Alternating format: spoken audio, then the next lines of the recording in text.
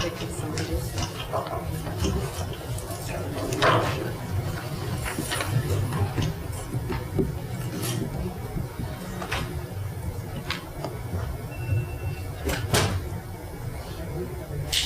right, we will go ahead and call to order our committee of the whole. If I can have a quick roll call. Ms. Bourne? Here. Mr. Coleman? Here. Ms. Materney? Here. Mr. McCarthy? Here. Mr. Smith? Here. Mr. Van Duzen? Here. Mr. Weber? Here. All right, thank you. Before we really kick things off here, I just want to thank everyone for coming out this evening to the Perrysburg City Council Committee, the whole meeting regarding the presentation on the land use plan. Before we jump into the meeting, I would like to mention a few things about what this meeting is and what to expect from this meeting. As this is a committee of the whole meeting and not a regular council meeting, City Council cannot take any action on passing any legislation. I know that there were some rumors that council will be making a decision this evening. I would like to clear up that council cannot make a decision on passing the land use plan or any legislation for that matter at a committee of the whole meeting. I'd also like to point out the land use plan is not on the agenda as a potential legislation item at tonight's council meeting that will follow this committee of the whole and will most likely be moving on to planning and zoning committee for several reviews as well. As such, council will not be voting on nor discussing this land use plan at the 6:30 p.m. council meeting. I know many of you are here regarding one portion of the land use plan. Tonight we'll be focused on listening to the entire plan itself with the presentation. So I'd also like to point out that a few things as well that I believe to be true for the concern that most of you are here for. If any council member would like to object to anything I have to say, please do so. First, I'd just like to say that as far as I'm aware, the city of Perrysburg has no plans to annex the Perrysburg Heights community into the city as a result of this land use plan. The city of Perrysburg will not cannot use eminent domain to take any homes in order to tear down and create a park. The city of Perrysburg will not be forcing zoning changes on the properties within the Perrysburg Heights community. And one other thing I'd like to make mention as well regarding public comments. We did have a list, which is right here, that was up at the podium to sign in to speak. And if council agrees, I would like to limit any public comments to 2 minutes for those who have signed up to speak due to the time constraints with the city council meeting that is following immediately thereafter. Hearing no objections to that time limit, we will proceed forward with that. And the public comments section will come after the presentation and the Q&A session with council, the administration, and the consultants. So after we hear from our consultants and have the Q&A between us and the consultants, we will allow some time for public comment, but again, a 2 minute time limit. So with that, I'll pass the podium over to Brody to do the introduction here. Brody was rescuing the other consultant.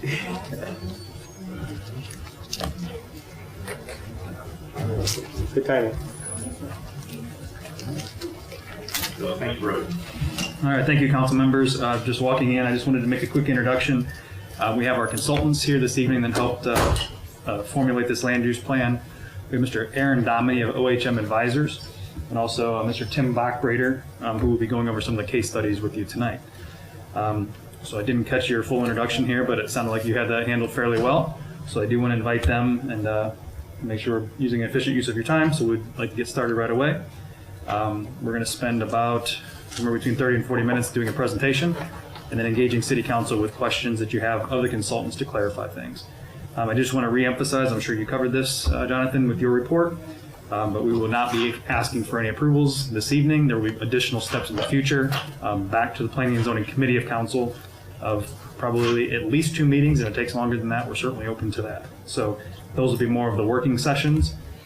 So with that in mind, we invite you to sit back and listen to the presentation by the consultants. And if you have questions as we go or at the end, we'd be happy to answer those. So with that, I'll introduce Aaron Dominy. Thanks, Brody. Permission of council, I'm going to present without this because it's quite a lengthy presentation. Well, thank you for having me to meet with you all again. As many of you I've seen through the duration of this process. Some of you are on our steering committee, others participate in other ways, so it's good to be back here. My name is Aaron Dominy. I am a principal and partner with OHM Advisors, former Perrysburg High School graduate, former Perrysburg resident. Took a lot of honor and pride in working with you all on this important project and had the opportunity when I was a younger professional working on the last one. So good to be back and helping you put this document together. As Jonathan mentioned, this is really going to be the story of the whole plan. So I'm going to go through, starting at the beginning, kind of what is the plan as a grounding point for us, and how is it to be used? How did we create the plan? What are the inputs that went into this? And then I'll talk about some of the highlights and recommendations within the plan. Obviously, it's a long document, and we've spent a year working on this, so to condense this down into about 35, 40 minutes is a task. So bear with me, and I'm going to go through this, and then when I get about 2/3 of the way through, I'm going to turn it over to Tim, who was with the EDGE group that worked with us on this. So this is your full team. It was OHM, the EDGE group, and Aimpoint Research. Aimpoint Research is a market research firm. They helped us with statistically valid polling, which I'll explain how that was part of this as well when I get into the presentation. So what is the purpose of this project? There's a nice statement up there. You're welcome to read it as I'm talking. But in very simple terms, what we are doing is creating a blueprint for the city. You can't build a house without a set of plans. You can't build a city without a blueprint and set of plans. And this is one of the two key policy documents that the city has to make informed decisions related to growth and development. The plan is one. The Ohio Revised Code permits you to follow that plan and gives you power to follow it. The other is your codified ordinances. This actually should inform your codified ordinances as you move forward. So what does it do as that blueprint for the future? It does a number of things. First, it helps identify target areas within the city that you want to see grown or developed or redeveloped because they're undeveloped or otherwise. It helps you identify places to steer public dollars. I know you guys are all in the midst of looking at some of the ARP funding, the CARES Act funding, and obviously the impending infrastructure bill. So it gives you direction on how to invest that to align with some land use decisions. Helps you identify greatest opportunities for development and outlines areas for preservation. So in very simple terms, that's what this document does. In terms of our journey here, we had 5 phases. The first was preparing for the plan, getting organized, understanding the context, which is some of our technical research. Phase 3 was community engagement. We're in developing, finalizing, and setting up for implementation right now. And another key cornerstone of this process was our project webpage, Perrysburg Tomorrow, which we house information on, posted drafts on, PowerPoints on. So the intention was to have full transparency with the process and provide that gateway to it. Excuse me. Excuse me. I think it's important to remember how we got here. And there's a reason you're going through this process. And that reason is pretty simple when you look at your growth. So this was one of the places that we started this journey with our steering committee, which was looking at how you've been growing. And you can see the trajectory there from 2000 to 2020. You've been going at a pretty good clip. I know this as well as you do growing up here. I've watched the city change quite a bit. And you've had about 26% increase in population. So that's a pretty moderate growth over a 20-year period. So you're lucky to have that, unlike other places in Ohio that have the reverse trend, which is not a place you want to be. So one of the things we looked at was what could growth look like in the next 20 years? So if we kind of projected out that trend, and that trend was based on census data, it was actually based on your real building permit data as well. So we feel really confident about those numbers. And we said if you slowed down growth, you'd be about 25,000 people by 2040. If you continue at a moderate growth rate, your current growth rate would be 28,000. And a higher growth rate, let's say you accelerated at 400 people per year, you'd be over 30,000 as a community. The other thing we looked at, and I think this is really important, is what can you develop? What is developable?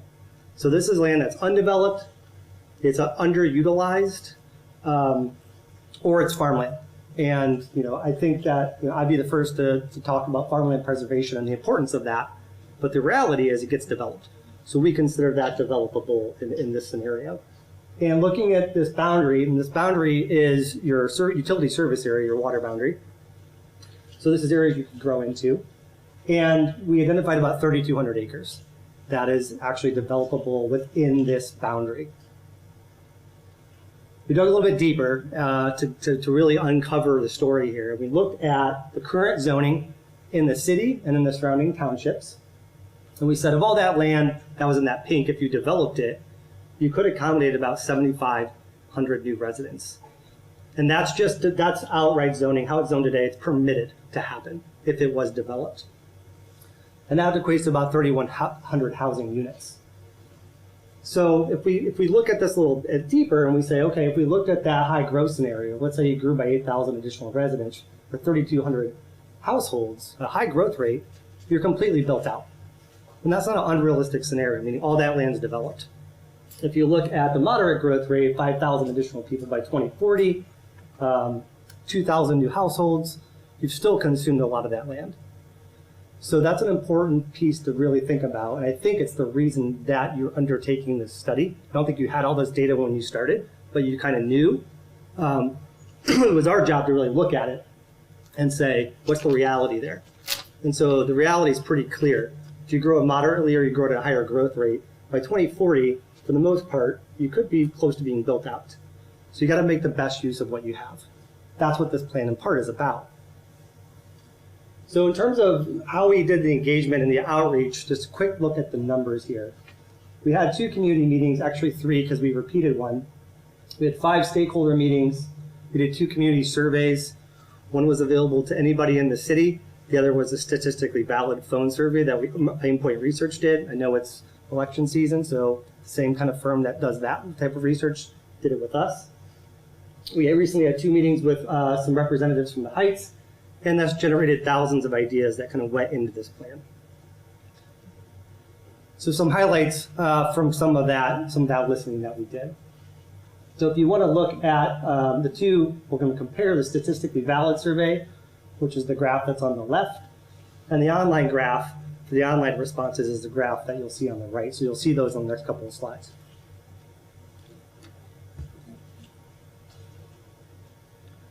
So you'll see in the bottom left-hand corner is actually the question that came with the survey question. The top line is some of our summary of that.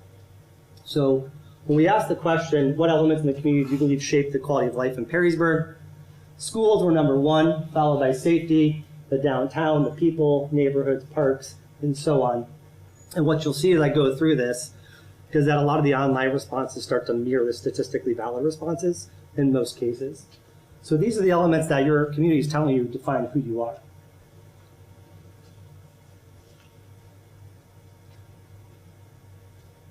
We also asked what people thought was the most significant issue facing the city of Perrysburg. Well, interestingly enough, growth was number 1. Excuse me, which is why we're here. Followed by taxes, and same with the online survey growth, taxes kind of top of the line there. We also want to know if residents were going to continue to remain in Perrysburg over the next couple of years, or the next 5 years. 89% said yes. Of course, I finally lose my voice when I come to present this to you all. And then why would you not be living in Perrysburg in the next 5 years? Taxes, personal reasons. You can see the list there of why folks may be choosing to move on. There are a variety of opinions on how Perrysburg should grow. Most believe at least some of the water and sewer land that should be conserved. And so this was a big part of the plan. I'll show you kind of how that translates into the plan when you actually start to see it. But how should Perrysburg grow in the next 10 years? Grow outward with annexation with possible 25%. But the main way that residents felt you should be growing is both within city boundaries and through annexation with possible at 37%. 19% said don't grow at all, even if it means limiting future tax revenue. And that was an important part of the question, because I know as well as you do sitting up there that in the way to maintain your level of service, you have to generate revenue. And the way you generate revenue is through income tax to help fund the city. So there's that balancing act there. We were very pointed on that question. We also asked what percent of water and sewer land, or in this case, the water boundary should be conserved. And residents said about 26 to 50% of that land should be protected in some fashion. So in other words, if you're growing outward, find a way to protect some of that land. Growing the economy, developing older commercial areas and expanding housing choices, that's strong community support. So this is how desired future growth and development should happen. And you'll see at the bottom, 5 is the dark color, strongly agree, down to 3, which is that lighter color.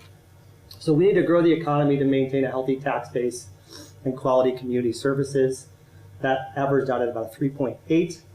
We should focus on developing older commercial areas at 4.1. We need to expand housing choices for all ages, was a 3.1 as well.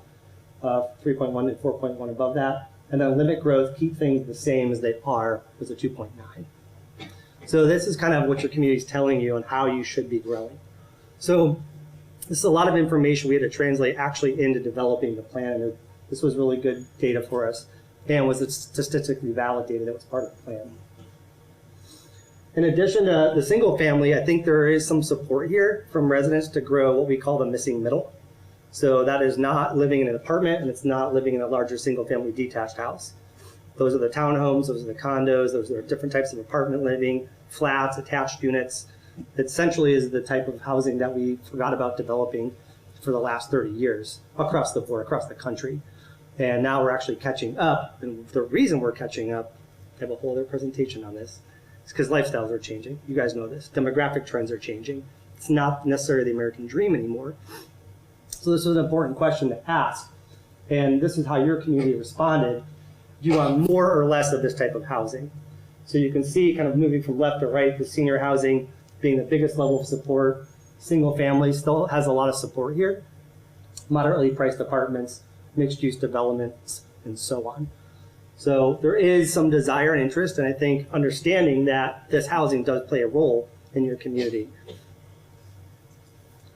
Again, developing older commercial areas, roads at the top, while developing farmland is at the bottom. So the question here was on a scale of 0 to 10, where 0 is not appropriate at all, and 10 is very appropriate. How appropriate is it for the city to accommodate new development in the future? And so you can see here how there was quite a bit of support to develop older commercial areas in South Boundary, 6.8 and 7.7. In and around downtown was a 6 and a 7. The Heights was 5.9 and 6.3. Along Route 25 and up to the Junction was 5.7, 6.2, and so on. Not a lot of support to develop the farmland still. So public input, these were some of the key findings, summarizing the research from the survey, as well as the community meetings, the stakeholder meetings that we had. Here's some of the things that I want to summarize for you. Schools continue to define you. I don't think I need to spend a lot of time on that. Growth and taxes are the biggest challenges facing the city, and some of the reasons people would leave. So generating revenue is important. There's a strong desire among residents to improve non-motorized connectivity. I didn't talk about that in the survey, but from a lifestyle standpoint, from an amenity standpoint, there's a huge gap and opportunity for you to develop that infrastructure here. And we heard that.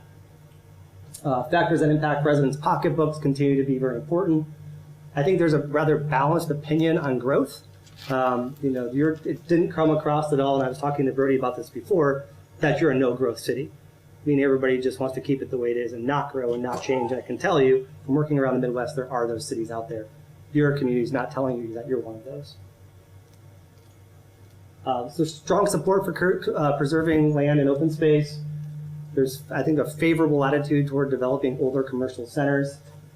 There's an appetite and an interest and an understanding for a need of range of housing choices. Residents strongly feel there's need for more senior housing. And then growth that generates new tax revenue for the city is a high priority. So that is 12 months and a lot of listening and thousands of ideas condensed down into 2 slides. So we did learn a lot more than just that, and a lot of that information is outlined within the plan that you can dig into if you'd like.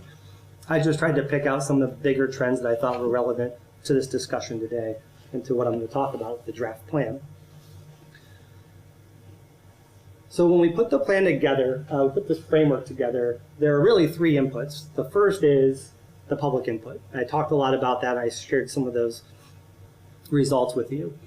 So that's kind of that intuitive piece. I mean, even though I grew up here and I visit here, my family still lives here, I have moved away. I don't pretend to still live here or own a business here. So, there's a lot of listening that we have to do to understand the context. The second piece is existing conditions, the people, the place, and land. So that's some of that technical information I presented you on the front end of this. There's a lot more technical research that we did as well.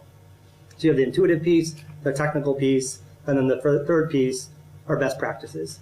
Those are the things that we bring to you that other communities are doing, that are like you, that are helping these communities move forward and advance. So at the foundation of this are a series of development principles. They describe your desired outcome in simple terms. What do you want to be? So that was our job, to comb through all that and start to summarize that into these statements of intent. So I'm going to show you some slides. I'm not going to read through all the text. I will read through the top line of each one, though. So the first are community spaces. I think there's a strong desire here to create good places for people to gather, socialize, and come together.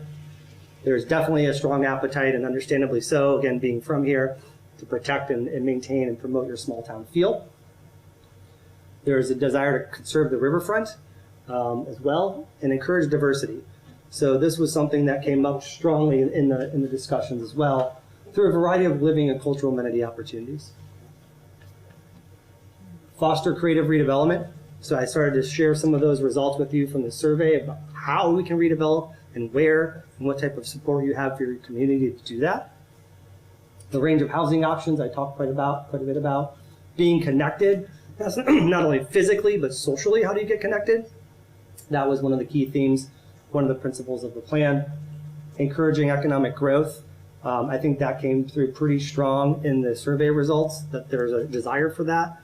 There's an understanding of that amongst the community, that you need to do that, and that's why you're elected to do that as part of your job. Preserving open spaces. I mean, there was another key theme that I shared with you, very strong support to protect open space. Promoting your regional proximity, so where you sit in the region matters. What you look like from the freeways and how do you utilize that land matters. So those are these statements of the intent that then start to inform the actual future land use map and the plan recommendations.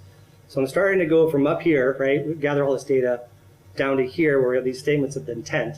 That's then going to drive down even further and start to create this future land use map and some of the more detailed recommendations, kind of in this reverse funnel that's happening right now. So if you're on planning commission or you go to a planning commission meeting, you know there's one map and one piece of paper that group uses more than anything, and that's the future land use map. So anytime there's a development application or annexation, there's a question of what is this intended for? And that is your future land use map is something you can legally make decisions from on the planning commission. It guides and informs future development applications. It gives directions for how and where to make capital improvements. And I talked a little bit about that. I think most important, it sets the expectation for the private sector, which you're all competing for their interest and their dollars, of what you're willing to accept and where. It identifies areas for economic investment. But it's really important, I know for this audience too, that your future land use map is not zoning. It does give you direction if there is a rezoning application for how it should be rezoned. But once you adopt the future land use map, you still have the zoning map, which is law. It gives direction to how you change that zoning map, that is the law. And that's why this map's important. So hopefully that makes that clear. So this is the future land use map as it sits currently. I know it takes a lot of studying to really dig into that and understand everything that goes on in there. I'm going to cover a little bit of it, but more or less, I think there's some things in here that are notable, and that is that we talked a lot about this idea of conservation. And so for most of the land that you saw in that pink color, that peach color earlier, that's undeveloped, most of that sits in two districts, which is conservation rural and suburban conservation. And what we're saying here is if and when that land gets developed, right, and it would have to likely be rezoned, that there's a desire to conserve that. Now, in this rural conservation, we're saying 50 to 75% of that should be protected as open space. What that does do at the same time is it does maintain the development rights of that owner. So let's say you had 100 acres, you're only developing 50 acres of it, and the rest of it you can develop for housing, and the rest has to be maintained in some assemblage of open space. There are a couple of communities, I'll point down to where I'm from, which is Central Ohio, who do this extremely well. Dublin and New Albany are, poster childs of how this has been done. And then connecting all those open spaces for wildlife habitat and both wildlife and human migration. So that's the idea here with these districts. So this is what a conventional development would look like. We're just making up something here. These are actually our drawings. That's something that's conventional. That's something that's more rural conservation. So this is also best practices of what we're bringing to you guys to make sure that we're doing things innovative and cutting edge. So similarly, you could do a similar scenario if you had multifamily and rural conservation. So these could be townhomes, barn style, what have you. You can protect a lot of open space. And the idea typically is that you're protecting land that has natural amenities and features or good soils. Same thing on the conservation suburban. Again, I'm pointing these out because this is the majority of the land that sits within that water district, your water district boundary. This is the majority of what you might see getting developed. So same thing on conservation suburban. It's just a little less aggressive on the protection of open space. Here we're talking about 25 to 50%. So just stepping down. It's a little bit less on the preservation side. And you can see those character images there, what those look like. So as you go through the plan, when I showed you the future land use map, everything has a color. All of those districts then have this accompanying component to it that describes a little bit more detail what the purpose and intent of that district is. So if I'm on planning commission and I have to make a decision, first thing I'm going to do is hit that future land use map. The second thing I'm going to do is go to this character page for that district. That's going to give me a little bit more insight and direction. Okay. It also sets you up nicely if and when you did want to, and I would strongly recommend with these two districts, that you do create those zoning districts so they are codified and you can use them. Gives you direction on how to set those up. Remember, none of this could happen without the zoning component happening after the plan. So again, this is the same situation with conventional development, suburban conservation. You can see it's a little bit more spread out than the previous diagram. So, how am I doing? A half hour in, and I'm going to leave another fun part for Tim to talk about, which are our focus areas. And Tim, I think I can probably start to introduce this as you come up here, and I'll flip it to you. So we talked a lot about how can you grow, and your city's saying, leadership, we want to see you take the best advantage of the land that you have while carefully growing outward. That's the easiest way I can summarize of what we heard, and I think what this plan does. So there are areas within your city that can be redeveloped. So here's the thing. Either you put a plan forward that sets your own vision and you're proactive, so that you're saying to the private sector, this is what we want, this is what we're willing to accept, or you stay in a reactive position. And that's never a good position to be in. Meaning people are bringing development applications to you, you don't have a roadmap, you don't have a plan, and then ultimately you may not have a grounding leg to stand on. So we looked at some of these areas that actually we tested with the public and got support for. If you go back to the survey, we talked about South Boundary, we talked about downtown, and had pretty good support for looking at those areas for redevelopment. We dug a little bit deeper, sharpened the pencils a little bit more, and gave a little bit more strategic insight into how these areas could be developed. So I have the pleasure of turning this over to Tim. We're right at about 30 minutes, about 15 minutes to go through these. And Tim's going to talk about these focus areas.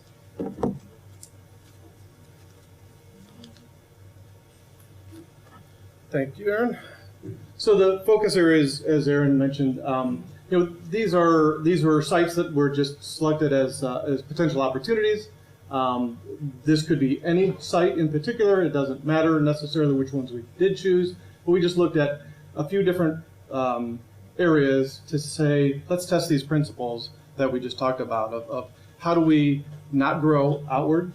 I will say the Heights is the last one. Didn't make it on some data side. Okay. How do we not grow outward into that kind of greenfield zone, and how do we maybe redevelop internally? Again, these are only concepts. Nothing has been set in stone on any of these. They're just concepts. These are not proposed developments. Again, these are just concepts. We're growing inward as much as we can, not outward.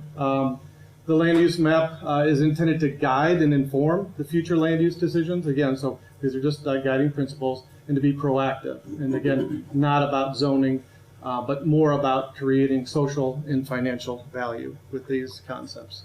So in this kind of first area, we kind of call this South Downtown area. This looks like a art diagram almost, but it does have meaning to us in terms of how the roadways, don't know if the pointer is working, but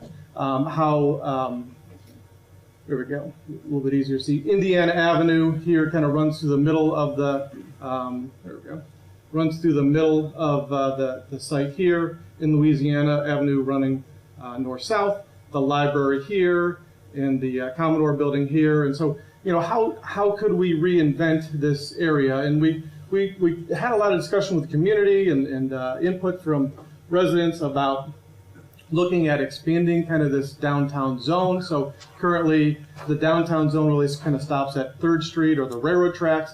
And there's a defined difference between, you know, 3rd Street and the railroad tracks and as we move south. And so, you know, everybody liking this kind of downtown character of what this is, the angled parking and more parking, and how could we potentially expand that same character kind of down into the next block and really connect up and engage the library a lot stronger, and even engaging with the Commodore building and looking at some potential future redevelopment within the Commodore site or within, you know, the site on the other side of the road here. And really one of the big moves was looking at, you know, currently at the Commodore building, you know, we've kind of reused this green space at the Commodore building as this green space, open space, and it's become this kind of park space. It was never really intended that way. It just happened that way. So what if we actually looked at something purposeful and reconnected this and said, what if this green space were actually, you know, located up here, more connected to the downtown and right in the middle of kind of this core of spaces of civic activity. We've got the city administration building over here, the library, the downtown, Commodore, and how does that all start to react and communicate kind of internally around this potential green space, right? And we know that the parking is an issue in the downtown, and so we've actually looked at the idea of, in the future, you may need a parking garage that might service the courthouse and the civic kind of components, but also the commercial components within the downtown area. And how does this start to then act and react and reorganize this space? So by moving kind of that green space, again, since we've changed slides, this is the library, Commodore, and the downtown. By introducing this green space up here, what we've really done is kind of push that green space into the core of the middle and really refocusing then some opportunities around that on the outside edges and bringing the core right to the middle. You know, this is an opportunity to, again, be a purposeful green space, not just a remnant of a green space that was left over, but how can we be purposeful about that with kind of activity zone and trellis and bandstand and the festivals and the fairs and those things really start to center around this space, and we really get this sense of pride and community, you know, around this green space that is, again, much more connected to the downtown. So, you know, this was a pretty big move to say, what if we reposition this? But we felt that connecting that down to, you know, really down Louisiana Avenue there, that it really made a lot of sense. Also provided a back walkway kind of connection up to kind of inside the 5 and kind of that zone up to 2nd Street, where there could be this pedestrian walking zone on the back side of that, but really kind of surrounding that green space then. So here are a couple of character photos of other cities, similar size, that have these types of amenities. So in Gahanna here, this kind of community civic pride space that we talked about, that parking garage, and I know while parking garage, you know, it brings up this connotation, but in reality, this building here is actually a parking garage with retail and mixed use kind of fronted on it, and the parking garage happens within that, and the architectural kind of character and component is just built into that, so it doesn't feel like a obtrusive addition into the downtown. It can feel very much to scale. Other green spaces, again, that kind of encourage outdoor dining, socialization, interaction, activating the streets and continuing to kind of activate that. So this is the kind of regrowth or internal growth that we see happening kind of as an opportunity. Again, just one example of an opportunity in that downtown zone.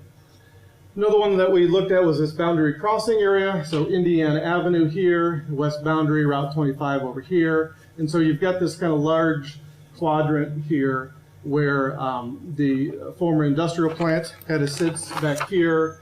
We've got the manufacturing facility here, and you've got the railroad tracks that kind of bisects through it. And we said, you know, at this intersection of Indiana Avenue, really this kind of entrance into the downtown off of Route 25. So anybody coming from, say, Maumee or coming up and wanting to come into the downtown, this is kind of that gateway area. And again, we look at this as an opportunity zone because, you know, not while they're necessarily looking for property right now to move or to go to, but maybe, you know, in the future, you know, this use has an opportunity to look at an innovation district and be in a more appropriate place in the future.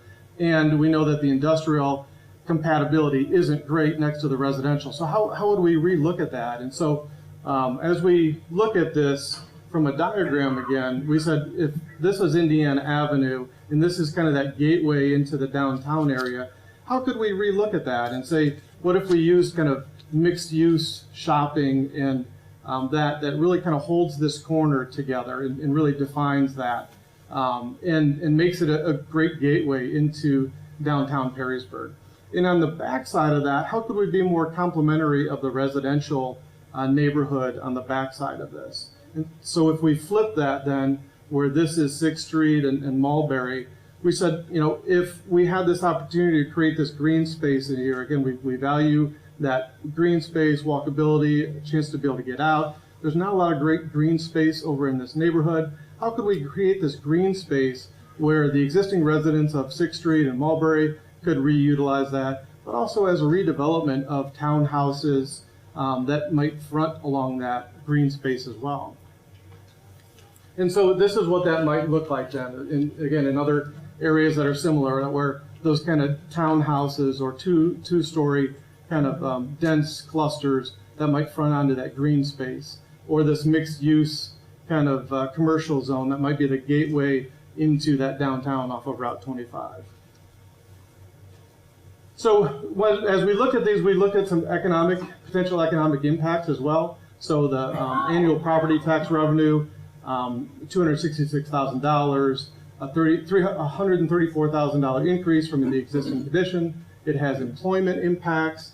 And so you look at this kind of potential annual value of maybe $410,000. So again, there's a lot of good character scale, but also has financial impact into the future as well. And so the one other area that we looked at kind of in the core here was this kind of south boundary area. And again, as we look at opportunities to reinvest back into the downtown, we looked at this as an opportunity that, you know, we see this again a lot in Worthington and Columbus markets or in Cleveland markets of these kind of shopping centers that where, you know, in that time there was so much asphalt pavement and the shopping centers were set back and pushed back. And, you know, really when we look at development today, it really kind of flips that and says we really want to be able to walk up to it, we want to be able to drive up to it. And so if we flipped that and said, what if we kind of pulled the mixed use and commercial pieces out to Boundary Street and out to Louisiana Avenue, put the parking back behind that on either side of it so that the storefronts are really fronted out onto the streets so that people from the neighborhood here can walk up to that much easier. You can drive up to it much easier, and you're not staring at a sea of asphalt parking lot, that it is tucked back in behind here. And then we also looked at some residential components, again, because we know the numbers are increasing. These yellow boxes might represent, again, townhouses, those types of things that would create some density back within the downtown area, which would be walkable, obviously walkable to these shopping destinations, parking internally. But you know, the density of that is much different in looking at redeveloping internally instead of outwardly. So these are examples: Grandview Heights in Columbus, you know, streetscape and kind of that corridor of drive up, walk up kind of shops, mixed use development that is happening in a lot of other communities. And so those are some suggestions for those couple of areas. Potential economic impact, again, of annual property tax revenue, potentially $766,000, $465,000 increase. additional jobs, and then so it has a potential annual revenue of $1 million. So again, there's dollars that go along with these plan impacts. I'm sorry. So, so then the last kind of focus area that we looked at was within the Heights community area here. And as we looked at around Route 25 here to get your orientation, Route 25, Roachton Road, re-looking at how do we work within the community boundaries to look at creating some infrastructure and potential for repurposing and kind of allocating some of the green space. We know that there's a pretty significant open space within there now, whether it's empty lots and other open space that's within the Heights. And if we were to reorganize that and kind of reshape that, what could this be? And so some of the principles that we started to look at were saying, well, what if we start by saying, that we look at this kind of center core space as this area, just like we looked at kind of with that 5th or 6th Street in Mulberry, a green space that kind of creates a center core and a place for families to go out to, kids to throw a frisbee, baseball, those types of things, and start to kind of refocus around that green space internally in that. And so we see a lot of redevelopment happening that way, and it makes a lot of sense in terms of how it could redevelop around that green space. Really keeping the walkability and enhancing the walkability of all the streets through here, kind of on this north-south access, enhancing that walkability with sidewalks to connect up to the green space, connecting through with Harold and Lincoln Boulevard on those ends. And so, the yellow boxes would represent this potential for redevelopment of housing stock. That is this kind of small cottage-style home that fronts onto the green space. We know that that green space increases value and enhances value for properties as well. So that's kind of a planning principle. And then on this north side where we start to get into the commercial zone, looking at kind of future development of mixed use that would support the community here. So we talked about kind of grocery stores, other elements that really support the community and have a direct access kind of walkability to that, so that that development gets supported within that.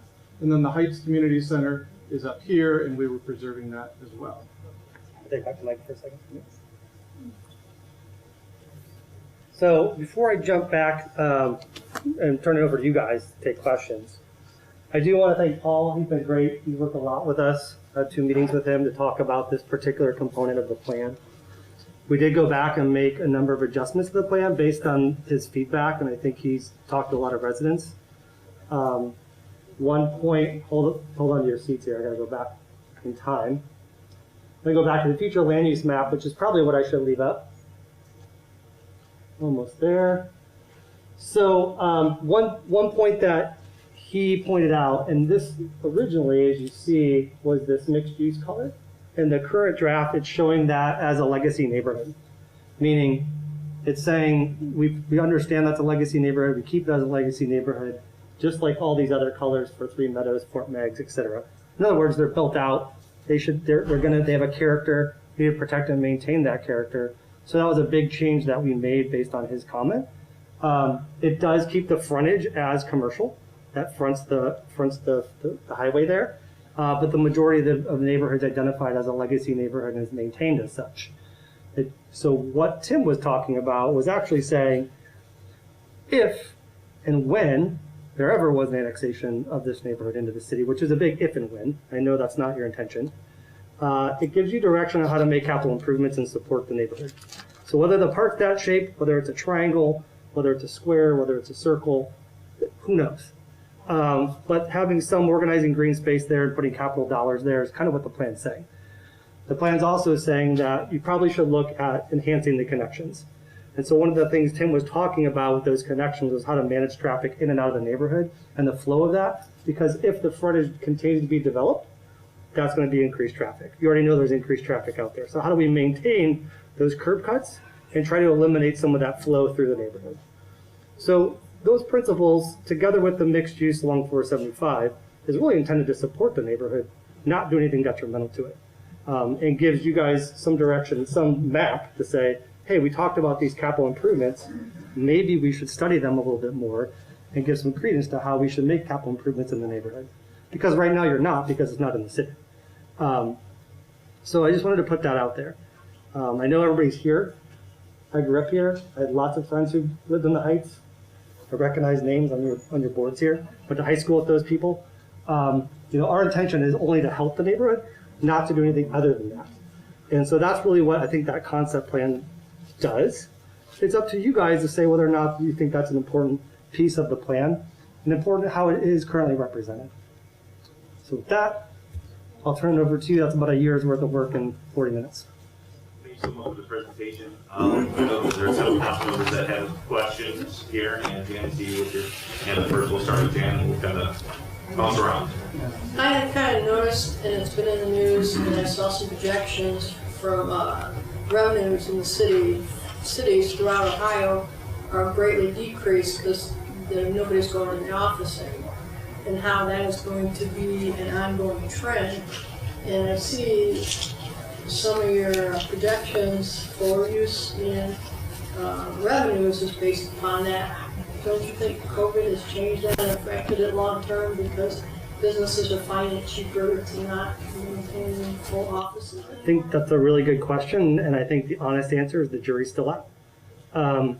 We follow these trends all the time.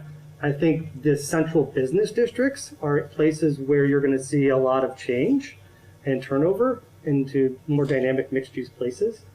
I think places like Perrysburg actually could come out being winners in all of that. And we're already seeing that trend where there's a lot of co-working spaces being developed in these kind of areas. Yes, people want to be at home and they can work at home, but a lot of people don't want to be there all the time. And so how do you find a flex workspace, co-working? And so I don't know, to be honest. I think there's going to be a shift, but I don't think it's going to be a radical shift where everybody's working at home from now on. But I also agree with you, I think it'll affect the larger cities more than this. Yeah, the big central business districts, yeah. Mark, Yes. so you have a few questions. Yeah, I do, and I'm going to try to do it. Aaron, I was with you from the beginning on this, and I want to ask, is this draft that's dated 10/14/20, that is the draft you're Yeah. asking us to adopt? As That's written? the most current draft, That's as written. yes. Okay. I'm gonna hold your feet to the fire a little bit about adding the fourth focus group, okay? Because I participate and I was part of the community engagement, and I know that was our last community engagement, that virtual forum on April 8th. I would have to go back, Mark, in my calendar and check that date. Where we had 35 participants. Yeah, I'd have to go That was- back and check that date. Okay. That was well before we ever added this fourth focus area for the Heights, correct? Correct, yep. So that's the problem I have with the community engagement. Had anyone from the Heights known, that we were even considering putting a piece of the township as one of our focus areas, wouldn't we have let those people from that focus area make sure, specifically let them know that we're going to be talking about that area? Because I know we put it on the website. Sure. We put it, we advertised everything that we're going to have, but I think everyone assumed it was a city plan, so just city residents were going to be, have input on this. Sure. Or even why Sure. would someone from the township want to have input on it if they weren't told they were going to be? So that's the problem I have. How did we come up about adding a fourth focus area? Because we never talked about that fourth focus area for the longest time. Well, we did talk about it in terms of land use. We talked about it in terms of designation. In land use, but as a focus area, though. Yeah. I don't think we did. And the reason I went through this plan very carefully. Okay, if you start with just starting with the table of contents. The table of contents shows 3 focus areas. It doesn't mention the Heights at all. Page 8, on the focus area concepts, it references 3 focus areas, not 4.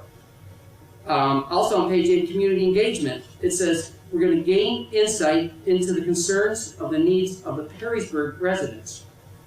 You know, it just seems like it's focusing on the city of Perrysburg, because this is the city, you know, the city's paying for this, but nobody from the township, I mean, we would have maybe this many participants from them had we told them that we were going to include them.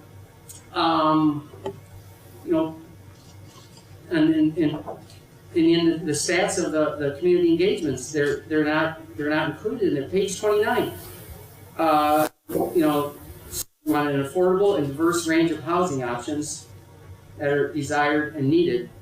I don't think we were looking at that way. Page now page 31. You talk about the virtual open house. Only 3 focus areas were discussed in that virtual open house. Sure. Page 46, the focus area detail map does not include the 4th focus area. Page 52, I didn't see the heights included. Are they legacy residential? Is that where we have? Yep. I don't see that included in legacy residential map on page 52, unless I'm looking at it wrong. I may have my colors off on that one. But I may be wrong on that one if I have my colors wrong. It's got the draft over it, you can't really tell. Oh, okay, all right, yeah, because the draft was written, all right, my mistake there. Bear with me, please, I want to have this time to do this. Sure. Page 66, overview. Says there were 3 primary focus areas defined. And then when we talk about page 108, next steps, the heights is included in the next steps. And you know, you probably so remember, I was always coming up with typos. And this whole thing's about 111 pages. 109 of them, I found 2 typos. But just in the 3 pages that include the heights, I had 7 typos. It just looked like it was thrown together. I'm just a little disappointed in that, you know. Well, thanks for your comment, Councilmember. Yeah, I think if this, and that's why I carefully asked if this is the draft you want us to adopt, exactly as written. It's a draft, and there's a reason it says draft, because it's still a working draft. I didn't follow you carefully to say it's the one you should adopt, because there's a lot of work through the process, through Planning Commission, through public comment, which we're doing here tonight, that this still maintains a draft until it's actually adopted. Right. So, and I think to comment on your main point, which is how do we end up with 4, and we did add it at the very end, because we did think we did need to give it a little more attention, because we did feel it was an extremely important area. If you would like to remove it, I think that's something council has the purview to do, and we can just maintain it as a legacy neighborhood and keep it as such. Or you can do a lot more outreach and work with the residents and talk to them about how they think it should be developed beyond a legacy neighborhood. I think there's really 2 courses of action there. Either can be appropriate depending on the leadership's decision what to do with that focus area. I just want to make note, I believe there should be a plan. And I believe it probably should be primary residential. And it was explained to me very well by Brody that, let's say someone that lives behind Taco Bell or behind the AAA says, I want to sell my property. And they find a developer, they work out a deal with a developer, and that developer comes to the city and says, I'm going to build this commercial building there. Well, if we had a plan already that said it's all residential, the city could very well say, no, you're not going to build that commercial building there because we have a plan that says this is residential. Which is what you have. I'm defending this plan because, Which is what you have. But if we don't have a plan of some sort, then they can just negotiate that with the city and say, yeah, we want to build this and we want to annex this in. So I don't think we should remove the whole plan, but it should be residential where we want it to be. Yeah, and I appreciate the pause because that's the change that's been made, is to keep it residential. I didn't know quite how to word that and I thank Brody for giving me that example tonight. So that's all I have. So. Joel, Or Joel, sorry, Corey. Oh. I don't care about that one, though. Sorry about that. I'm gonna take a minute to gather myself here. I need some more coffee. Please, no one share with my brother the YouTube link to this meeting. We'll strike this from the record. Aaron, I think you can look out and see one of the main concerns is the heights. So, you know, one of the slides and one of the principles that's shared in the plan is promoting diversity. And I know we've had experiences in the past that are unpleasant in Perrysburg. We're trying to grow, and we've had community events around those things. So I think this is a perfect forum for you to kind of address how this plan, because I'm kind of failing to see it. I see it as kind of like a sticker mark that, hey, we're promoting diversity. How is this plan specifically going to help us promote diversity and inclusion and things like that? Well, I mean, and that's the foundation. A land use plan isn't your DEI cornerstone, right? But it is really important in terms of what types of jobs you're creating, who you're creating them for, what types of housing options you're creating, what's the diversity of housing options, who's living in those places, how are you promoting gathering within your community. So I think from an economic standpoint, in terms of job creation, I think in terms of housing options, and this plan does a lot to introduce and promote a range of housing types which currently don't exist, as well as social gathering. I think those will be the three things I would point out in terms of promoting diversity within the community. But we have to still maintain that this is a policy guide that's focused specifically on land use. It's not going to answer all those questions. But those are three ways I think it does a pretty good job of doing that. Okay, and I appreciate you answering that, because that's kind of my take. That's not your job with a land use plan, is necessarily incorporated into the culture, but it's to provide opportunity to create that diversity. Mm-hmm. One of the things that we continue to get emails on, it's not necessarily from the Heights community. I think we got an email from Fair Housing today about where's potential growth for affordable housing in the city. 'Cause I don't see that. Any of these places where growth is identified. Any developer can come in and do a low-income housing tax credit project within these areas that we're showing as developable or for development or redevelopment. So the plan isn't going to say this is an affordable housing product that goes right here. It says, can we create the window for that to occur? It's up to the private sector to actually come in and do those projects, but are you giving the opportunity to do that? I think the plan does do that. Okay, and I guess, because you deal with these land use plans more than I do, I review what's put out there. I wasn't part of the steering committee. It wouldn't be wise to encourage or list that in the zoning map, where we're trying to preserve an area for low-income housing or that sort of thing. I'm a believer that you create the opportunity for that to happen and the market responds to that, because it's not the city's job to create low-income housing. Is to create places where it can occur. I think, almost all these focus areas do that, as well as some of the areas that are undeveloped. If it's the city's purview to go deeper and actually identify blocks or areas where you want to see that happen, that's something you could do. I'd probably advise against that. I think that's too prescriptive, but it certainly is an option. Yeah, I just want that said out loud, because you're kind of the person that's steering this whole Yeah. thing, and that you have the knowledge of the land use plan, and those are the common questions. So, Sure. Just so that people have an open and honest answer about those types of things. That's all I got. Thank you, Corey. Yeah, thank you. Thanks for remembering my name, John. Only sat next to you for 2 years.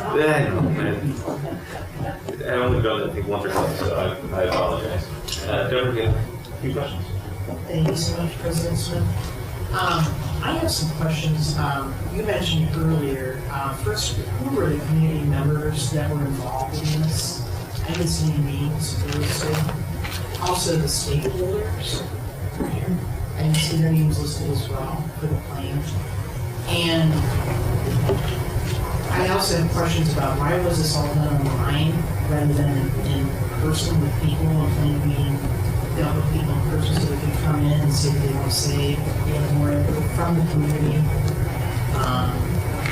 And the other thing that strikes me is about the Heights in particular. Why were they even considered when they are in the township? And we talk about, I keep hearing people talk about diversity. Well, we have diversity already here in the Heights, so why are we trying to reinvent the wheel? We already have it here from the community, we have it for many years. that's something I think we need to think about. Sure. I don't think the plan is trying to reinvent diversity in any way. I think it's trying to promote it and encourage it. In response to your earlier question, the things were done online because we started this when COVID started. And so there was no opportunity to really meet in person. Possibly waited. I mean, the city's Sure. paying $80,000 Sure. for this plan. I think it could have waited a little bit. Sure. So we could have had a lot more input from the community. And I don't feel that we've been able to have that opportunity. Yeah. And I think that's also when we started, I know council asked us to go the extra step to do the statistically valid survey because of that, because you wanted to have that level of certainty and extra layer of input. So that was, another piece that was done to respect the public input. But I've gone through dozens and dozens of projects during the time of COVID and done hundreds of online engagement sessions. And I would tell you, Scouts on our high degree of confidence, public engagement has gone up exponentially through online engagement, just because of the convenience factor. So I'm not discouraged by doing things online. I think every community is different. So if it's something that you guys say, you know what, we want to have another public meeting, certainly you can have another public meeting to get input on this, and you can do it in person. But I know that planning's been happening for the last 24 months, 36 months, pretty successfully with online participation. I don't think that I did notice because they did unfortunately recorded meetings that were online. What I did notice were several of the people that were voting were somehow connected to Columbus, the Columbus firms that are down there rather than people from here. So very few people that were from this area were actually from Perrysburg, Copper, that were actually voting on this. I don't know how you would have Well, seen that. The names and we researched them all, and almost the majority of them came from Columbus firms. I don't know why Columbus firms would be logging into your public meeting voting on things. Well, that's what I found. Unless it was one of our staff members who votes just to make sure that everything's happening. That's But- my point. It should be the public that should be having a say, not individuals like Columbus, us, what we're gonna have in our community. Yeah, that's a new one for me. I have no idea about that, to be honest with you. I mean, there's- I'd love to talk to you about that, and if you have those names, I'd love to research it with you, because I've never in my 20 plus years, have ever seen that happen before. Which, or somehow connected to, Why don't we get the names and hopefully see if we can. Yeah, and I have somebody running back of show for us when we're doing that, so it's very possible that's who you saw. And I can verify those names with you. We happen to know the forum I participated in, with Becky and Mark, was all Perrysburg people except for the two moderators. Was all what? We're all Perrysburg people except for the two moderators. Yeah, and that's what I would think was happening, but I watched the recorded meetings. Yeah. That's what I saw, because I watched it a couple different times just to see, and that's what I. well, you can't see who's actually voting though. Well, I saw the names. We're also all on the screen at the same time, so we're part of the meeting when that's happening. But we can talk about that. And then the last comment about the committee members, people are allowed to participate in this process anonymously. So not everybody who does an online survey or participates in a stakeholder meeting, or even comes to a public meeting, they can use a Jane Doe, and that's their purview to do that. So we don't record every name that provides a comment through this process. Actually, we respect the idea that people can participate anonymously because sometimes they feel more comfortable doing that. Question, if I may. So, I believe you verbally changed the plan from a mixed use for the Heights to a legacy residential as a recommendation. Correct. So, what is going to stop the continued infringement of the commercial space into the Heights? I mean, how, not stop it or slow it down. How do we preserve the residential legacy? Because there were reasons why you were suggesting mixed use, which was to contain commercial growth, right? How do we do that with the residential legacy? Well, the way you do that is one, you adopt a future land use plan that says that's what your future designation could and should be. And then if and when that land gets annexed into the city, and if and when they try to rezone it, your first direction would be to go to this plan and say, we've identified this area as a legacy neighborhood. that's what we should maintain as the guide for the rezoning. So since we have no plan to annex, this would be sustained or stopped through rezoning. Then, correct? In terms of the commercial development.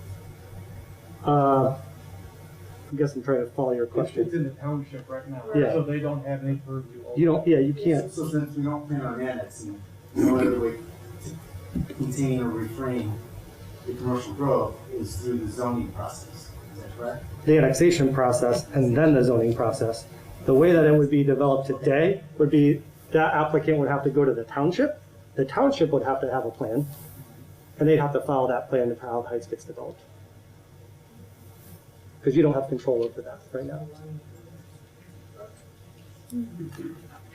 So it's just that if and when this does get annexed in the city, and the reason we looked at the Heights is because we looked at everything in this water service boundary. So we didn't exclude any component of the service boundary for any reason. We included all of it because that's reasonably what you can serve and you can annex into. So you notice everything has a color inside that boundary.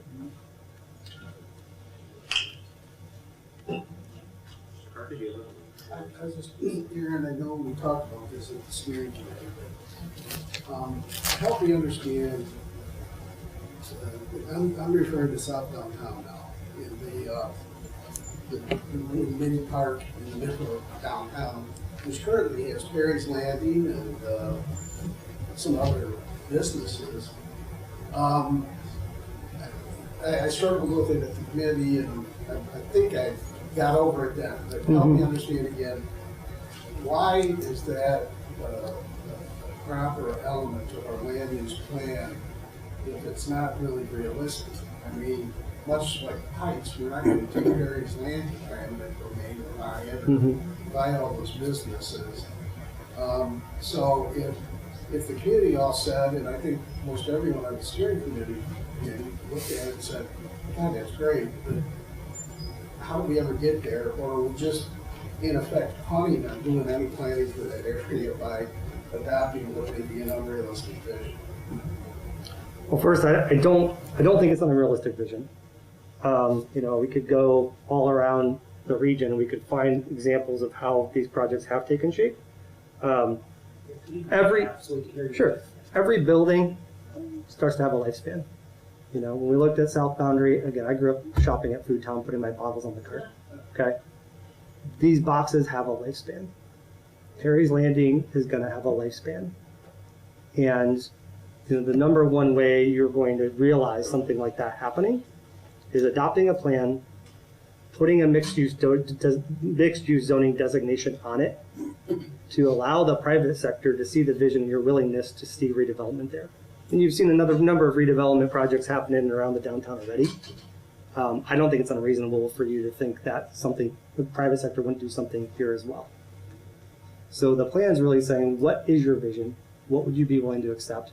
And how might you go back and look at your zoning code to amend it to allow this type of reinvestment to happen? You guys know as well as I do, there's a lot of things that have to happen. You have to update your code. Somebody has to be willing to initiate a rezoning process. That has to happen. You have to have an investor. You have to have a major site plan approval. I mean, there's a lot of steps that have to happen. The city can play a role in that through your CIC, through putting some tax increment financing on the property to help continue to facilitate that. What the plan says is, what could be the vision for that area? And that's simply what that concept does. It starts to illustrate a vision. So at the end of the day, in any of these focus area concepts, it's not going to look like that when it happens. It's just kind of getting the flywheel turning. It's starting to illustrate some semblance of a vision for what could be. Just to kind of build off that, because to me, when you look at that, I kind of agree with Mr. McCarthy on that.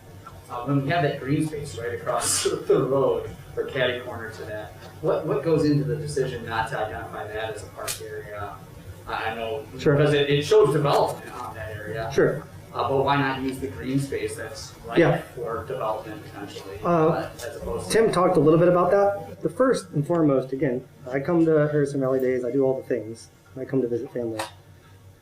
We don't want to see people having to cross that road to get to the green space. Second, as more things happen in and around downtown, I haven't been into a downtown where nobody told me there wasn't a parking problem.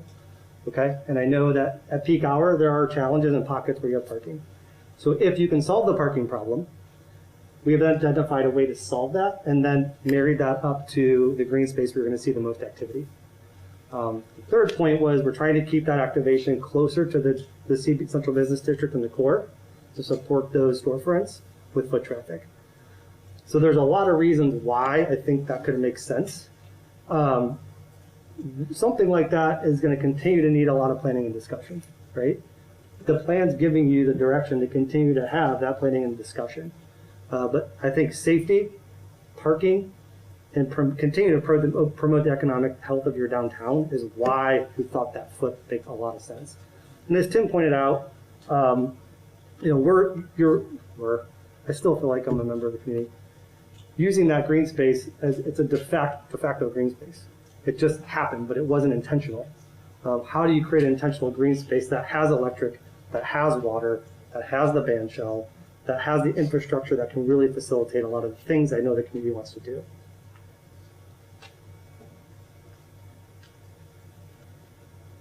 A follow-up on that. I know and actually appreciate your question, because I was going to ask something similar.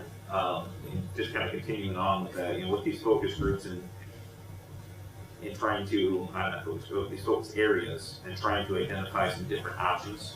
Because we know that not everything is going to change immediately with each of these focus groups. Is there things that we should be focusing primarily as something that should be identified as this is the first step you should be taking no matter what change comes first? So for instance, we talked about that park there where Paris Landing is. What happens if we find that maybe a different area within that focus group maybe become available sooner? Would it make more sense? I'm going to throw something out. Let's say the parking lots. And instead of taking that green space from the schools, turn that into the parking lot for people to go to the library in terms of the parking lots, the adjacent property next to that, into that green space. Is there some ways to identify some different options within those focus areas? Say, this is something you should be focusing on here as a priority 1, 2, 3, or 4. I think each one of these focus areas could use a lot more analysis and study, and that's typically what happened in the process. You go back and do a much more detailed plan and look at these. Development committee, I know you have a CIC. The CIC is designed to take on projects like this and work with the city to facilitate that development. So there's just so many steps that could go into that. What incentives are you willing to put in place on those to actually attract investment? Whether it's a CRA or a TIF or some type of new community authority. So all those things have to happen. We didn't go to the 10,000 foot level with this effort, but you need to get there. So again, this starts the conversation, it starts the vision for you to get to that next level. My recommendation would be on some of these, like South Boundary, like downtown, that you actually initiate the next step, which is doing a detailed area plan, using the CIC. There's so many tools that we could talk about, and there's so many different steps you could take to do them. Because one of the things that is actually one of the areas that could be a prime focus point sooner than later is the Old Steel Plant from 6th Street. Yeah. And that's one that you can look on that actual focus area, the south side. I don't think you look at the map, you north, but the south side of the railroad tracks is showing tearing that into an open park and residential. If something like that was to become available, what we're seeing right now is a potential option to try to attract some investments. Do we continue to go forward with it broken up in piecemeal, or is it just? I think that, on that property in particular, I think the CIC is the tool I would look to. I think you start talking to the owners and other investors. And what's the difference today versus what we saw 20 years ago is that the cities are not sitting back and saying, well, it's not our job to help facilitate growth and development. We're going to manage it, right? We're going to regulate it. But the cities that are quote unquote winning and getting the type of investment they want to see are actually in the trenches helping facilitate that. So I think that's really the next step there. Is, are you facilitating it? Are you talking to the owners? Are you acquiring property? Are you using your CIC? Are you putting the development agreements together? Are you putting developer RFPs out on the street to attract that investment to those places? You have a couple of these areas, and we've identified them, where I really think that new investment would really benefit the city. And we've done the back of the envelope calculations on revenue generation. And that was intentional to say, look, these are areas that there's untapped potential and unrealized revenue in them for the city. And there may be others, right? I mean, these were just a couple of site examples, right, that came before. And I think, Mr. Woodard, it's like what you said, about the commercial development along Route 25. This is about maybe 5 years, 10 years down the road, right? If somebody says, hey, I want to rezone this property in the future, you already have that tool in place to say, oh, well, we have this vision for this, right? And this is how we know we don't want to grow outward. We want to kind of grow back internally and up a little bit. This is the vision for that. So it starts to set that tone for, no, we don't want to do that type of development, more suburban sprawl and those types of things. We want to come back and do this type of development. So it's that 5 year, 10 year, 1 year look down the road. Any other additional questions from the council members up here? Well, I have one thought. A couple things. I had asked earlier about the committee members who are in the names. I'm going to share my names with you. I would hope that you can share them with me. And also the stakeholders involved, I would think those names as well. Yeah, the committee members are in the plan. They're listed on the second page.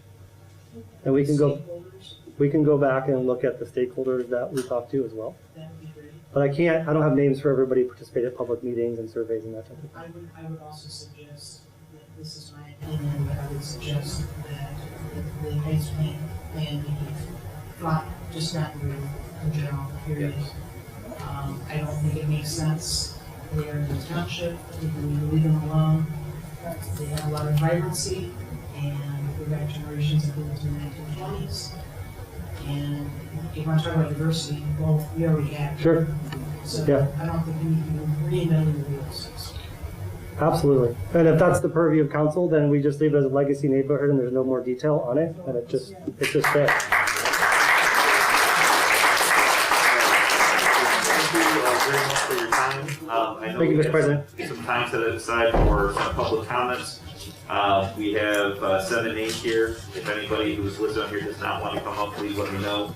We are definitely pressed for time. We're already about 17 minutes over, so we do have a 2-minute time limit. If you can definitely, if you stay under that, please do. If not, we will ask you to step aside. So I'll start with the first name on this list here, Paul Velazquez, if you don't mind stepping up, and I'm going to be starting the timer as soon as you start to speak. Thanks very much, and I'll try to keep this short. The only person here, Paul Velazquez, 503 West Front Street.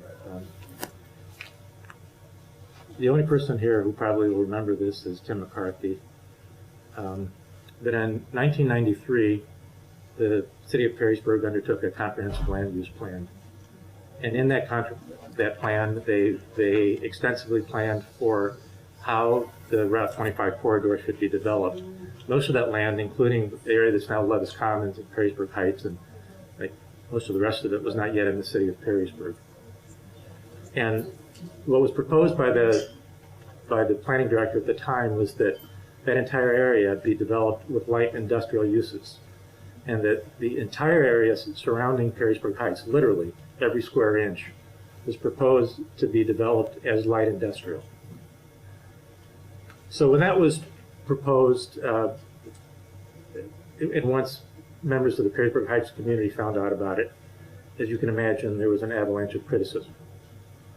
And it resulted in a pretty extensive discussions with members of council, and Tim McCarthy played an integral role in that. And the plan that eventually emerged was one that did away with the light industrial and instead provided for development of residential housing along with office and retail as the compromise. And there were assurances that Perrysburg Heights would remain residential as it was. And what I have here is a partial copy of the 1993 plan, which talks about Perrysburg Heights. And it specifies that Perrysburg Heights will be single-family residential housing. And it also specifies that there will be limited flexibility, in altering that zoning. Those were the commitments that were made to us in 1993. Now you fast forward to 2000. We really need to keep moving on with 2 minute time. Is there anybody else on that list that wants to yield the ball? We have Anita Sanchez, Juan Ortega. No, but I wasn't at the previous meeting, so I think I should get 4 minutes because I wasn't at the one before. We are doing the 2 minute time limit because this is, we You are can already leave, working. if you have somewhere to go, leave, but the rest of these people here really need to have a voice. We have plenty of opportunities that are becoming even after this meeting. Great. We still have city council meetings going to be occurring immediately afterwards as well. We do have planning and zoning committee that's going to be meeting, that's going to have a more Okay, open well, your 2 conversation. minutes is up, so let him finish so I can. We're going to have more opportunity for. You're taking up more time talking than you just took away from Paul. I'll answer your question. If I could just make one comment, I understood that the purpose of today was to bring Aaron and Tim in to talk about their plan and to give us an opportunity to address those issues. And we tried to schedule it around my availability so I could be here because I'm most familiar with it. And I'm sorry that I understand the need for brevity, but 2 minutes really doesn't allow for There's going what. to be a lot of opportunities to continue to speak, especially with the planning and zoning committee. But thank you. Paul, would you like that to be distributed out to council members? We will do that.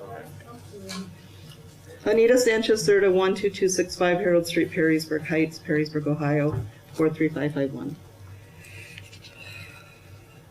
I missed the first ones because I was out of town, but I never thought in my lifetime that I would be standing in front of the city of Perrysburg dealing with the township of Perrysburg issue on eliminating 79 families' homes in Perrysburg Heights by this group and this report you paid $80,000 for to tell us that we need green space in the center of our community, to put roundabouts, and you guys already have Fort Meigs with a lighted intersection, so their plans are already obsolete. Harold Street can't go all the way through because you guys already closed that off on 25. So there's a lot, yes, that has to be redone. We want to preserve our community. We have all the diversity that we need. I just think some people need to look at what do they think diversity and culture looks like. This is what it looks like. We don't want to be included in this study. We want the community to remain as is. Go back and do a study on how many individuals currently that are residents are senior citizens and refocus the affordable housing in the community. Also look at the next report or study that they bring to you. How much is the affordable housing going to do for the revenue of the city? Are you really looking for that? I love how you guys talked about the city and how the difference between where the green space would be and moving it, closer to downtown. And his concern was the concern for families to walk across Indiana, but yet the walkability plan to walk across State Route 25 for the residents of the Heights to go into Levis Commons was a go for it. There's my 2 minutes. Thank you.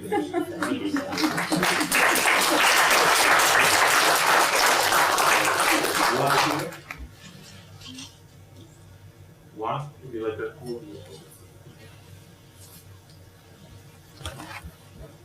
I'm Juan Arteaga, and I'm one of the board members at the Perrysburg Heights.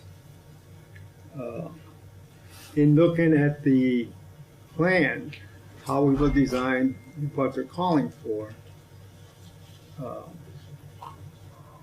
it makes you wonder, where is the 40% of the people that you would have to move from the purple area there are going to go in order to have this green space that we're talking about.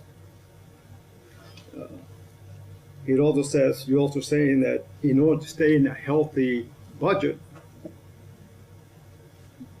46% would be the bed tax base. In the plan, you're also talking about 14% of the development that should be within the city and 5.9% in the heights. So again, we go back. What are you going to develop in that green space, and where are you going to put those people at? We also have seniors that, based on this plan, you're talking about people that are making $50,000 a year. About half of the residents in the Heights are seniors, retired. They don't make no $50,000 a year. From what I see, it's just nothing more than dollars and cents in what this plan is talking about. We are a diversified community, the only one in the area where you can go. We have a community center where we distribute to the needy. And that's the probably one of the, for a community that is low income, we provide a lot of services. Education for the kids, food distribution for the needy. And we also help, as individuals, one another when we can. And that's one thing that we don't have within our city. Thank you.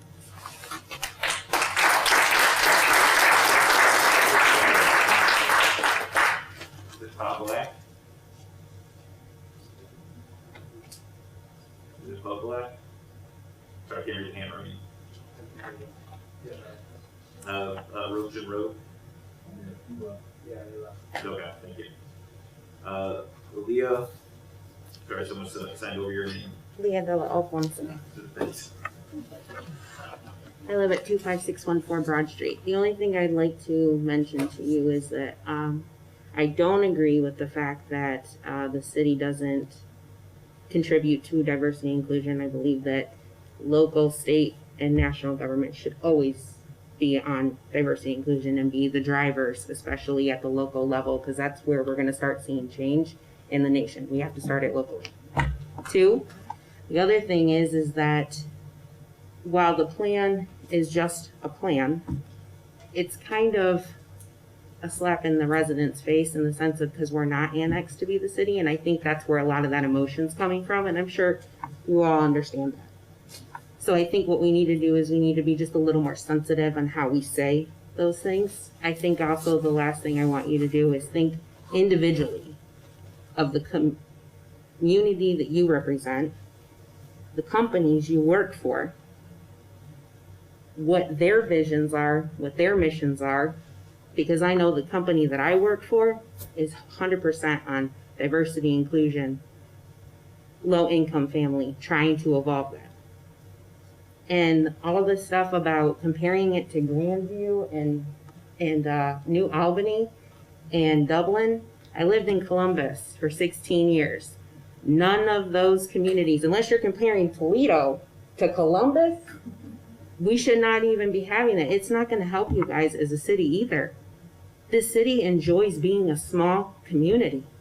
The township enjoys being a small community. We already have a problem within our school system of being able to house all those students.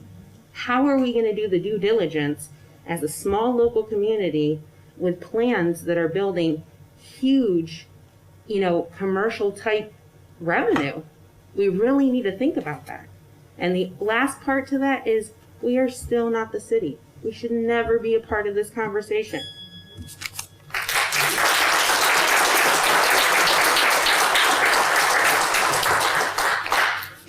I have, it's a signature, it looks like Brad, I'm not sure, is the last name Hall, maybe? Hall, 12304 Roosevelt? No. I don't think we do anything. Okay. Yeah, And then finally, we have Daniel Bernard. I'm going to pass. And hold your applause, please. All right, thank you. That's everything for the public comment. Thank you everyone for coming out. Excuse me. Can I take one of their spots? I literally prepared a 15-minute thing and I can compress it down to 2 minutes. 2 minutes, 2 minutes. I mean, hurry up, hurry up. I have no issue with it. In fact, I was also gonna ask if Aaron, if any of those questions were directed to the consultants that are here, maybe they can have answers for you if they want to address any of those questions. Hopefully they wrote them down. It's not just speaking to us here, they're our guests here if you want to speak to them as well. We can definitely get some of those answers and hopefully bring it back as well the plans. Well, all right, he's here now. Okay, so. If you want to go up there, please say your name and address for the record. Split it if you want. Hi, my name is Jason. I live at 12336 Lincoln. Or I'm sorry, that's my mom. 25842 Apex. Right across from the center. I've lived there for almost 15 years now. I love this place. I love this community. Always have. Been living in Perrysburg almost my whole life. And one of the things that we used to be able to do is walk down the street. There'd be people walking around all the time. You'd see all your neighbors. You'd say hi. We knew everybody. You can't walk the streets anymore because of all the businesses and stuff that's been around here. Nobody goes 225 to go around. They go through the heights.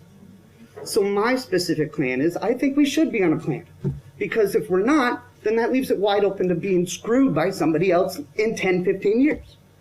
I think we should lay out a plan that is responsible and respectful and uses the land and things properly. Not in rehoming anybody, but how about giving us the proper services that we should have had to begin with? This neighborhood's been built backwards. It started with houses and then led to infrastructure and then streets. How about we go back through and lay the streets a little bit straighter, move the things so that people can drive down the road right, and people can walk and enjoy things. Give little tiny curbs, little itty bitty curbs, just so we have decent curbs and we can have proper runoff and proper drainage. I live on a side that has a drain. I also have a ditch right behind my house. I'm fine. Everybody on the other side of the street, they have to use boats to get out to their darn cars because it floods so darn much. And all it takes is just a little bit of infrastructure help to help that. We could put balustrades on certain intersections. There's 4 intersections that eliminate the completely through so that if someone does want to come to our neighborhood, they come for a purpose. And they're there to see the people that they're, and they're not driving through at 50 miles an hour. Because every morning at school time is when all those jobs are releasing and they come going through the neighborhood 40, 50 miles an hour. We got kids sitting out at bus stops. It's ridiculous. I count. If you want plain zoning, we'll have what's the next plain zoning committee meeting? Next Wednesday. You have plenty of time potentially to bring this over. This will give us time to digest this as well for the committee to look at this and to have those conversations. So. Okay. So thank you very much. Thank you everyone for coming out. If there is no objections, I will go ahead and adjourn. Hearing none, we are adjourned. What's the next one?